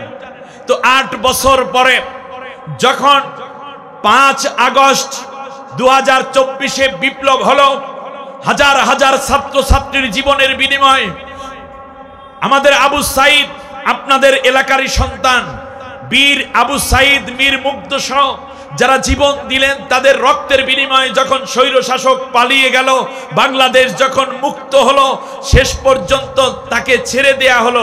8 বছর পরে কেমন কত কষ্ট করে স্ত্রীর কাছে ফিরে এসেছেন, মায়ের কাছে ফিরে এসেছেন, আজও কত গুম রয়েছে। এই মীর কাসিম আলী ছেলের সাথে বলতেছে, সুমনের মা, বাবা আমার সুমন কি আসবে? আমার সুমন কি এখনো আসে নাই? আল্লাহু আকবার। মুমিন হিসাবে প্রত্যেকটা হৃদয়ের মধ্যে রক্তক্ষরণ হওয়ার কথা। প্রিয় ভাইরা, অধ্যাপক গোলাম আযম মারহুম মাগফুর নওয়ারাল্লাহু মারকাদাহু ওয়া জালাল জান্নাতা মাসওয়াহু, আল্লাহ তাআলা তাকে জান্নাতের সর্বোচ্চ দরজা নসিব করেন। এত শালীন, এত বিজ্ঞ, এত দূরদর্শী রাজনীতিবিদ বাংলাদেশের কে হবে? শেষ পর্যন্ত তার ছেলে ব্রিগেডিয়ার জেনারেল, সেনাবাহিনীর প্রধান হওয়ার যোগ্য, যিনি সোল্ড অফ আর্মি উপাধি প্রাপ্ত, তার গোটা চাকরি জীবনে হওয়াই এই শব্দটা ব্যবহার করার কোনো সুযোগ পায়নি তার বসেরা কোনোদিন। এত বড় ন্যায় নিষ্ঠ একজন সেনা সদস্য, তাকে কিডন্যাপ করা হলো, তাকেও আয়না ঘরে ঢুকিয়ে রাখা হলো। বাবা মারা যাওয়ার পরে তিনি জানাজা পড়িয়েছেন, তারপর আবার তাকে ওইভাবে কিডন্যাপ করা। তিনি যে ফিরে আসবেন তার সন্তানরাও জানতো না, তার পরিবারও জানতো না, কিন্তু আল্লাহ রব্বুল আলামিন ফিরিয়ে দিয়েছেন। আমার মনে হয় আল্লাহ রব্বুল আলামিন বলতেছেন, শোনো দুনিয়ার মানুষ, মিনাল মুমিনিনা রিজালুন সাদাকু মা আহাদুল্লাহ আলাইহি ফামিনহুম মান কাদা নাহবাহু ওয়া মিনহুম মান ইয়ানতাদির ওয়া মা বাদদালু তাবদীলা। আল্লাহ রাব্বুল আলামিন বলেন, ওই দলের মধ্যে এমন লোক আছে একের পর এক যাদেরকে ফাঁসি দেয়া হয়, একের পর এক গুম করা হয়, একের পর এক ক্রস ফায়ার দেওয়া হয়, একের পর এক আয়না ঘরে নেওয়া হয়, লাশ গুম করা হয়। এরপরে একজনকে মারে আর একজনকে মারার জন্য নাম ঘোষণা করা হয়। একজনের ফাঁসি আজ রাত 10টা 1 মিনিটে, আর 2 জনের ফাঁসি আগামীকালকে 12টা 1 মিনিটে। লাশ নামিয়ে নেওয়া হয়, আবার দাফন করার জন্য জানাজারও কোনো সুযোগ দেয়া হয় না। এরপরেও মানুষেরা পাগলের মতো দৌড়ায় জানাজা পড়ার জন্য। কর্মীরা, সাথী ভাইয়েরা, আমার বন্ধুগণ, ভালো করে বুঝুন। একটা পর্যায়ে আল্লাহ রব্বুল আলামিন ডাক দিয়া বললেন, এই দলের মধ্যে এমন পুরুষ আছে, কাপুরুষ না, নাকি পুরুষ? পুরুষ না কাপুরুষ? আমরা কি? কিন্তু আল্লাহ তাআলা ওই দলের মধ্যে পুরুষও আছে এটা বললেন। এর মানে বলে যে বেড়া, এই এলাকায় কি বেড়া নাই? এলাকায় কি পুরুষ নাই? মনে করেন 3 জন মহিলা ঝগড়া কইরা কোপাকুপি করছে, এরপরে এলাকায় পুলিশ আসার পর জিজ্ঞেস করে, তোমাদের এলাকায় কি পুরুষ নেই কেন? প্রত্যেক ঘরেই তো 4-5 জন করে বেটা আছে, পুরুষ নেই মানে? যদি পুরুষ থাকে তাহলে সেই এলাকায় মহিলারা ঝগড়া করে কেন? এইটা হলো পুলিশের জানার বিষয়। এই জন্য আল্লাহ তাআলা বলছেন, এই সুপুরুষ, বীর পুরুষ, কাপুরুষ নয়। ওই দলের মধ্যে এমন বীর পুরুষ আছে, চেতনা এবং ইমানে উজ্জীবিত, একের পর এক জীবন যায়, কিন্তু তারা একদিন যে শপথ করেছিল, শপথ থেকে তারা চুল পরিমাণ পিছপা হয়ে যায় না। ওমা বাদদালু তাবদীলা। আজকে খুব আফসোস লাগে, এত রক্ত, এত জীবন দেয়া যে এই দলটা এত মাজলুম হলো। যারা, আমি দল বলবো না, হেফাজতে ইসলামের লোকেরাও মাজলুম হয়েছে, ঠিক না? সরমনের পিসাবের দলও মাজলুম হয়েছে, তবলিগের ভাইরাও মাজলুম হয়েছে, স্বাভাবিক কাজ করতে পারতেন না। এমনকি বিএনপির ভাইয়েরা কঠিন মাজলুম হয়েছেন, তাদের নেত্রীকে ঘরবাড়ি ছাড়া করছে, তারপরে ছেলেটাকে পিটাইয়া সেই লন্ডন পাঠাই দিয়েছে, তারেক জিয়াকে। আহারে, মরেই তো গেছিল সে, আর একটা ছেলে তো মারাই গেল। এরপরে সালাউদ্দিন কাদের চৌধুরীকে ফাঁসি দেয়া হলো, ইলিয়াস আলী সহ অনেককে গুম করা হলো। আল্লাহ রাব্বুল আলামিন বলছেন, শোনো, এই মাজলুম হওয়ার পরেও কি তোমরা আমার এই জালেমকে হটাইয়া তোমরা ঐক্য হবে না? ওয়াকুনতুম আলা শাফা হুফরাতিম মিনান নার, তোমরা তো একেবারে আগুনের কিনারে ছিলে। ফাআনকাদাকুম মিনহা, আমি আল্লাহ সেখান থেকে তোমাদেরকে বের করে নিয়েছি। এখনো একে অন্যের বিরুদ্ধে কথা বলো কেন? ও পীর সাহেব, ও আলেম, ও বক্তা, ও ফতুয়া মুফতি সাহেব, এখনো একে অন্যের বিরুদ্ধে কিসের ফতুয়া দাও? যারা জীবন দিয়ে ইসলামকে টিকানোর জন্য আপোষ করলো না। আল্লামা সাইদি সাহেবের কাছে মোট 117 বার প্রস্তাব নেওয়া হয়েছে। আজ আমি গোমর ফাঁস করে দেই, তার বিআই সাহেব, বাংলাদেশের অন্যতম আলেম আল্লামা কামাল উদ্দিন জাফরি সাহেবকে পর্যন্ত ডিবি ব্যবহার করেছে, আপনি জেলে যান এবং জেলে গিয়ে তার সাথে কথা বলেছে যে একটু আপোষ করেন, আপনি তাহলে মুক্ত হবেন, আপনার বয়স আমার বয়স সমান, কি কষ্ট করতেছেন আপনি আসেন, ঘরে থাকবেন, জুমাত করবেন না। শুধু বলছে না, আমি যে সত্য জানি তার বিপরীতে যাওয়ার কোনো সুযোগ নেই। আমার কথা আপনাদের বুঝে আসে? শহীদ আব্দুল কাদের মোল্লা সাহেবকে তার পরিবারের সাথে নিয়ে তারপর পরিবার তাকে বুঝিয়েছেন, বলছেন না আমি জান্নাতে যাচ্ছি, তোমরা আমাকে কেন বাধা দিচ্ছ?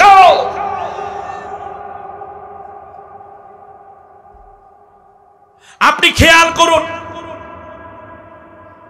কম লোভ দেখানো হয়নি মতিউর রহমান নিজামী সাহেবকে, কম লোভ দেখানো হয়নি আলী হাসান মোহাম্মদ মুজাহিদ কামারুজ্জামানদেরকে, কিন্তু তারা জানে সত্য একটাই, ওমা বাদদালু তাবদীলা।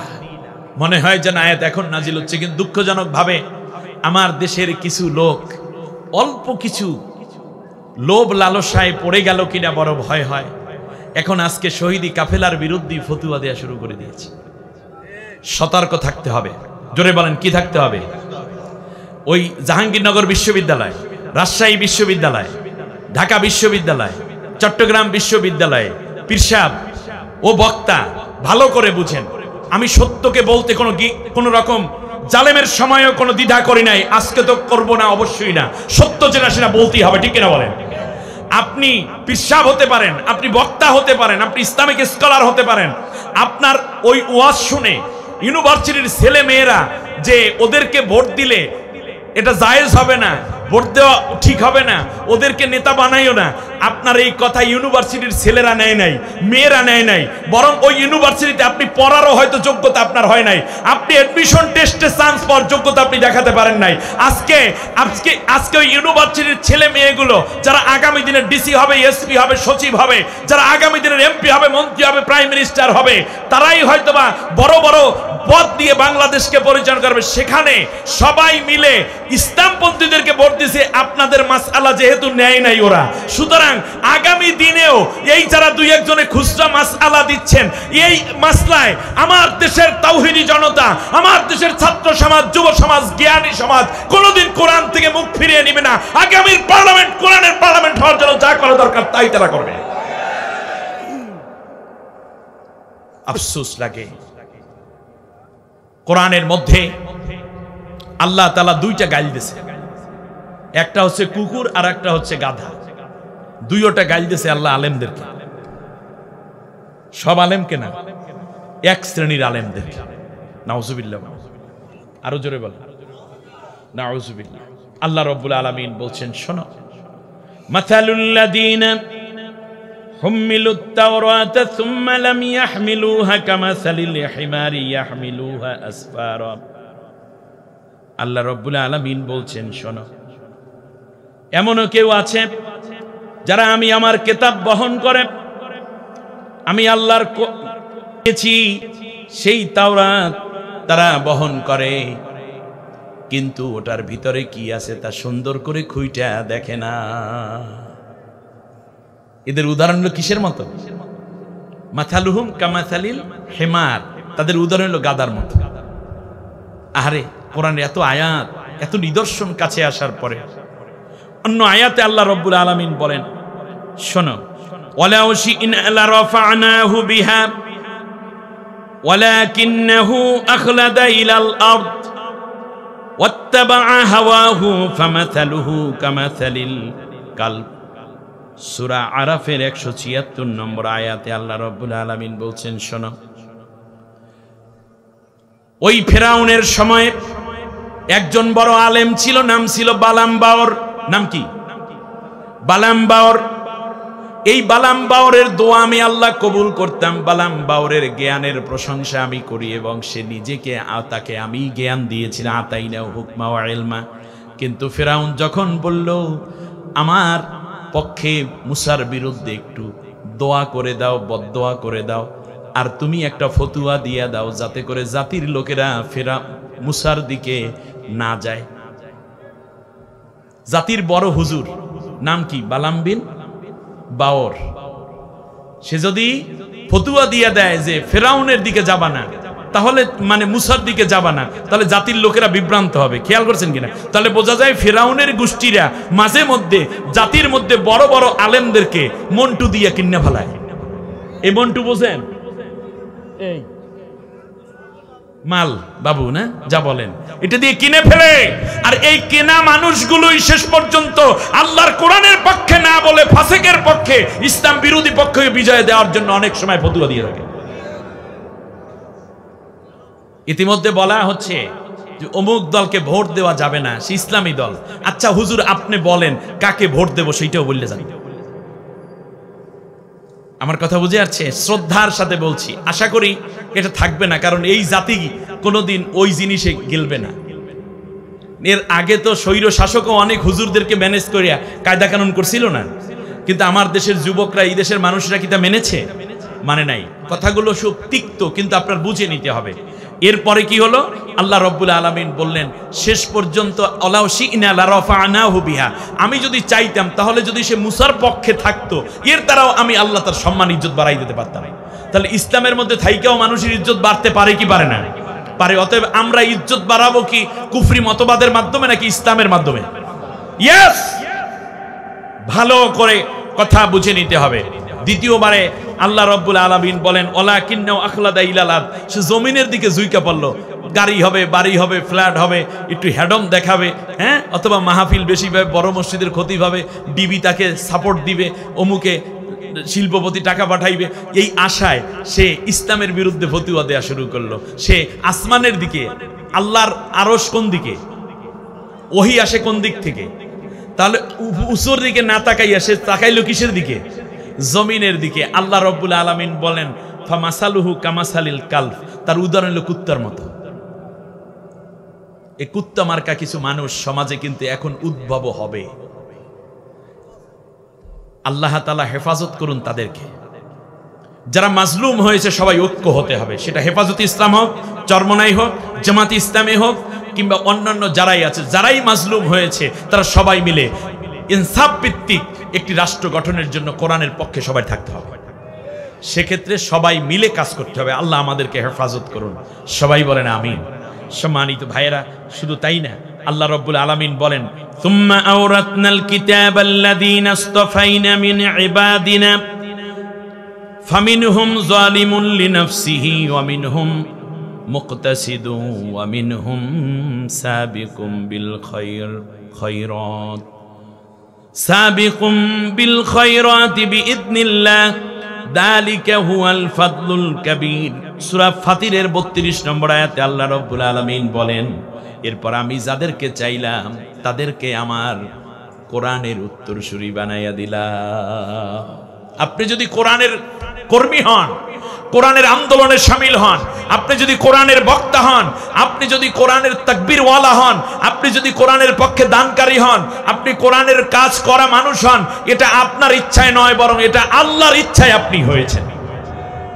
আল্লাহ তাআলা বলেন কোরআন পাওয়ার পরেও মানুষগুলো তিনটা দলে বিভক্ত হয়ে গেল। কেউ আছে এই কোরআনকে বিক্রি করে নিজের দলকে ভারী করা শুরু করে দিল, আর কোরআনের নাম নিয়ে তারা কোরআনের বিরুদ্ধে আইন পাশের পক্ষে সমর্থন দিয়ে তারা জালেম হয়ে গেল।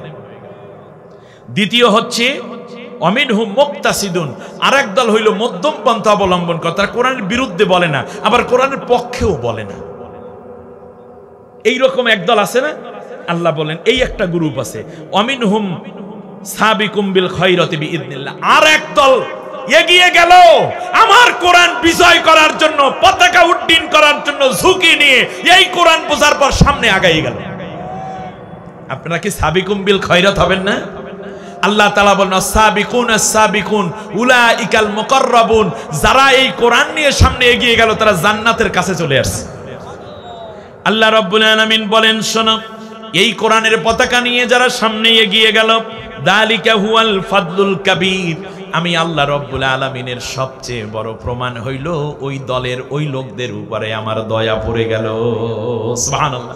আমি মনে করি এই যুগে কোরআনের পতাকা সামনে নিয়ে এগিয়ে যাওয়ার সবচেয়ে আলেমদের মধ্যে বড় রাহবার মরহুম মাগফুর শহীদ আল্লামা দিলওয়ার হোসাইন সাঈদী। আল্লাহ তাআলা তাকে জান্নাতের মেহমান করে নিন। সম্মানিত ভাইয়েরা, খৈরুল খেয়ারো খৈরুল উলামা শাররুল শিরারো শাররুল উলামা, জাতির মধ্যে শ্রেষ্ঠ আলেমরা আবার নিকৃষ্ট হয়ে পড়বে আলেমরা। আল্লাহ কিয়ামতের দিন সর্বপ্রথম, এই হাদিসটা পড়ে বহু কেঁদেছি, আল্লাহ তাআলা কিয়ামতের দিন সর্বপ্রথম আলেমদেরকে জাহান্নামের মধ্যে ফেলবেন। জাহান্নামের শাস্তি শুরু হবে কতিপয় আলেম দিয়ে, সব আলেম না। অতএব নিজে হয়তো একটি ইসলামিক দল করুন, যদি বাইরের কোনোটা পছন্দ না হয়, আর যদি এটা না হয় তাহলে যেই দলটি দ্বারা ইসলামী হুকুমত তাড়াতাড়ি কায়েম সম্ভব সেই দলের সাথে যোগদান করেন। কারণ নবী বলেছেন ফাত্তাবিউস সাওয়াদ আল আযম ফাইন্নাহু মান সাজ্জা সাজ্জা ফিন্নার। আল্লাহর নবী বলেছেন, আমার কথা না, এটা নবীজির কথা, যখন দেখবে সবচেয়ে সংখ্যাগরিষ্ঠ যেই দল ইসলামের পক্ষে এগিয়ে আছে, সেই দলে যখন সুযোগ আসবে তখন তোমরা সবাই সেই দলটাকে আরো এগিয়ে নিও। মনে রাখবা, এরপরেও যদি পিছনে পিছনে থাকো তাহলে তুমি জাহান্নামী হয়ে যাবে। অতএব এই মহান সুযোগকে আমরা কাজে লাগাতে চাই আল্লাহর কোরআনের জন্য, ঠিক না বলুন? সবাই কি রাজি আছেন? আল্লাহ রাব্বুল আলামিন সবাইকে কবুল করুন এই দিন বিজয়ের জন্য। রাসূল সাল্লাল্লাহু আলাইহি ওয়াসাল্লাম উহুদের ময়দানে নবীজি বলেছেন যে আমার ডানে বামে সামনে পেছনে আবু বকর ওমর কেউ ছিল না। যখন যুদ্ধের একটা বড় ভয়াবহ পরিবেশ হইল, সেই মুহূর্তে আমার ডানে বামে কেবল একজনকে পেয়েছি, তার নাম নুসাইবা। আমি যেই দিন এই জীবনীটা পড়েছি, কিতাবুল মাগাজির হাদিসটা পড়েছি এবং আসহাবে রাসূলের জীবন কথা পড়েছি, তারপরেই আল্লাহ তাআলা আমাকে যে মেয়েটা দিয়েছেন সেই মেয়েটার নাম আমি রাখলাম নুসাইবা। আল্লাহ নবী সাল্লাল্লাহু আলাইহি ওয়াসাল্লামকে রক্ষা করার জন্য সেই দিন নুসাইবা তার ডান হাতটাকে আল্লাহর রাস্তায় শহীদ হিসেবে কবুল করালেন। সুবহানাল্লাহ। কাফেরেরা এইভাবে তলোয়ার দিয়ে আঘাত করেছে নবীর মাথার উপরে, সে এইভাবে হাত দিয়ে ফিরিয়েছে, হাত দিয়ে ফেরাতে গিয়ে নিজের হাতটা কেটে গেছে। আল্লাহর নবী বলেছেন, মা যেমন শিশুকে আলগে রাখে, আমার নুসাইবা সেই দিন আমাকে সেভাবেই আলগে রেখেছিল। হযরতে খাদিজা রাদিয়াল্লাহু তাআলা আনহা জীবনের সবকিছু দিয়ে দিলেন ইসলামের জন্য, না মিলাদের জন্য? ইসলামের জন্য। শেষ কথা আমি বলতে চাই, সেটা হচ্ছে ইসলাম বিজয়ের জন্য নারীদের অবশ্যই অগ্রণী ভূমিকা পালন করতে হবে। প্রত্যেক মা বোনদেরকে আমি অনুরোধ করব, আপনি আল্লাহ রাব্বুল আলামিনের কোরআনের পক্ষে থাকেন, আপনার ঈমানি চেতনা হয়ে উঠবে আসিয়ার মতো, হয়ে উঠবে সুমাইয়া রাদিয়াল্লাহু আনহার মতো, হয়ে উঠবে আমাদের নুসাইবার মতো, হয়ে উঠবে হযরতে ফাতেমাতুজ জোহরা রাদিয়াল্লাহু তাআলা আনহুন্নাদের মতো। অতএব সেই ঈমানি দীপ্ততায় যেন আল্লাহ তাআলাই বলছেন যে শোনো, সে নারী হোক কিংবা পুরুষ হোক, যদি সে নেক আমল করে আমি আল্লাহ রাব্বুল আলামিন তাদের কোনো আমলকে বাদ দেই না, এবং আমি আল্লাহ লানু কাফিরান্না সাইয়্যাতিহিম, এবং অবশ্যই আমি আল্লাহ তাদের গুনাহগুলো মাফ করে দেই, ওয়ালা নুদখিলান্না লাহুম জান্নাত, আর আমি তাদেরকে জান্নাতে প্রবেশ করাবো। অতএব আমাদের গুনাহ মাফ এবং জান্নাতে প্রবেশ হওয়ার জন্য আমাদের হিজরত করা, জিহাদ ফি সাবিলিল্লাহ করা, এরপর প্রয়োজনে জীবন নেয়া কিংবা দেওয়ার জন্য শপথবদ্ধ হয়ে আগামী দিনগুলোতে যেন কোরআনের পতাকা উড্ডীন হতে পারে, সেই পথে এগিয়ে যাওয়ার সর্বোচ্চ চেষ্টা আমাদের অব্যাহত থাকুক। আমরি বিল মারুফ নাহি আনিল মুনকারের কাজের মধ্যে পড়বে, আর নাহলে জাতি শুদ্ধ হবে। শিক্ষা ব্যবস্থা, অর্থনীতি, সমাজনীতি, সেক্রেটারিয়েট, আইন, আদালত, কোর্ট, সচিবালয়, এগুলো আল্লাহর কোরআন দিয়ে যখন চলবে। এই জন্য হযরতে ঈসা আলাইহিস সালাম দুনিয়ায় এসে নবীওয়ালা কাজের অংশ হিসাবে তিনি শুধু দাড়ি টুপি আর জিকিরের নিয়ে বসে থাকবেন না, তিনি এসে দাজ্জালের বিরুদ্ধে লড়াই করে একটানা 40 বছর পর্যন্ত আল্লাহর কোরআন দিয়ে বিশ্ব পরিচালনা করবেন। অতএব নবীদের কাজ যেটা মরে গেছে, ওই কাজটাকে জীবন্ত করার জন্য যারা চেষ্টা করে, আমরা তাদের সাথে আছি। অতএব জিকির চলবে, খানকা চলবে, তবলিগের মেহনত চলবে, মাহফিল চলবে, মাদ্রাসা চলবে, কওমি মাদ্রাসাগুলো চলবে। আমার দেশে কে যেন এক আলেম বলছে যে অমুক দল ক্ষমতায় আসলে কওমি মাদ্রাসাগুলো শেষ করে দিবে। আস্তাগফিরুল্লাহ, আপনি আল্লাহর কাছে তওবা করুন, আল্লাহর কাছে তওবা করে এরকম মিথ্যা অভিযোগ মাসলুম সংগঠনকে দিবেন না প্লিজ। কারণ তারাও অনেক কওমি মাদ্রাসা করেছে, আমরা কওমি মাদ্রাসায় ওয়াজ করি, আমরা কওমি মাদ্রাসা আমার বাচ্চাকে দেই কেন? আল্লামা সাইদি সাহেব বলেছেন কওমি মাদ্রাসা, আলিয়া মাদ্রাসা আমার দুটো চোখ, একটা আলিয়া আর একটা কওমিয়া, এখানে আমার ভাইয়েরা পড়ে, আমার সন্তানরা পড়ে। অতএব দিন পাওয়ার জন্য যেটা আছে, এই কাজ কোনোদিন জামাত করবে না। বরং আমি মনে করি যদি বাংলাদেশে ইসলামী রাষ্ট্র হয়, সব কওমি মাদ্রাসাগুলোর সমস্ত ব্যয়ভার সরকার বহন করতে বাধ্য হবে। কওমি মাদ্রাসার আলেম ছাত্রদেরকে আরো ইন্টেলেকচুয়াল করে গড়ে তোলা হবে, প্রশিক্ষিত করা হবে। সেখানে মেডিকেল শিক্ষা থাকবে, অর্থনীতি শিক্ষা থাকবে, সেখানে রাজনৈতিক শিক্ষা থাকবে, পররাষ্ট্র স্বরাষ্ট্রনীতি, সেখানে কম্পিউটার শেখানো হবে, সেখানে জুলজি, বায়োলজি, বোটানিও পড়ানো হবে। তার সাথে ইসলাম, কোরআন, হাদিসের কি সম্পর্ক, সেটাকে তুলে মানুষের মধ্যে ঈমানের আরো বেশি মজবুতি আনা হবে। কে বলেছে বন্ধ হবে? আপনাদের আলেমদের সম্মান তো কোরআনের বরকতে বেড়ে যায়। সম্মানিত ভাইয়েরা, এই জায়গাটায় আমি চিন্তা করি, আসুন না আমরা আর দ্বিমত করব না। সব কিছু তো দেখলাম, একটা বারের জন্য নবীর সেই মরে যাওয়া সুন্নত, কোরআন দিয়ে রাষ্ট্র পরিচালনার সুন্নতকে জীবিত করার জন্য যে সুযোগটা আছে, এটা পুরো কাজে লাগাতে হবে। আল্লাহ আমাদেরকে কবুল করুন। মোমেন হয়ে ইসলামের বাইরে যাওয়ার কোনো সুযোগ আমরা আর নফসকে দেব? আল্লাহ তাআলা কবুল করুন।